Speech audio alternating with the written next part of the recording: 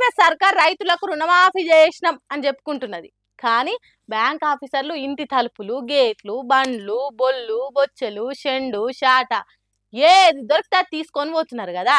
మరి మేమెందుకు వెనకబడాలి అనుకున్నారు ఏపీ ఏపీ బ్యాంక్ ఆఫీసర్లు రైతులు కట్టాల్సిన అప్పుల కింద ఏమేమి తీసుకుపోతున్నారు చూడుండ్రి.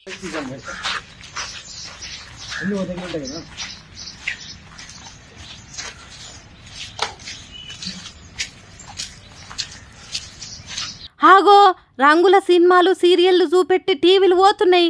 ఆహా, అప్పులు కట్టకుండా ఇంట్లో కూర్చొని టీవీలు చూస్తారా అన్నట్టు కలెక్షన్లు ఊడబీకి కట్టాల్సిన అప్పుల కింద టీవీలు తీసుకొని పోతున్నారు. రైతులు ఎంత మొత్తుక్కున్నా ఈయనకుండా తీసుకొని పోయినరట. కర్నూలు జిల్లాల బ్యాంక్ ఆఫీసర్లు ఫ్రిడ్జులు, టీవీలు, బండ్లు, ట్రాక్టర్లు సీజ్ చేసి తీసుకొని పోయినరట. అయితే ఇదంతా చేసేదానికంటే ముందుగాల నోటీసులు ఇచ్చేది ఉంటే మంచిగుండు. ఎట్లనో ఓ తీరుగా అప్పో సొప్పో చేసి బ్యాంకు రుణం కట్టేటోళ్ళు. కానీ ఎసోంటి నోటీసులు లేకుండానే, హెచ్చరికలు లేకుండానే ఇంట్లో ఏది ఉంటే అది ఎత్తుకొని పోవడం న్యాయం కాదంటున్నారు రైతన్నలు.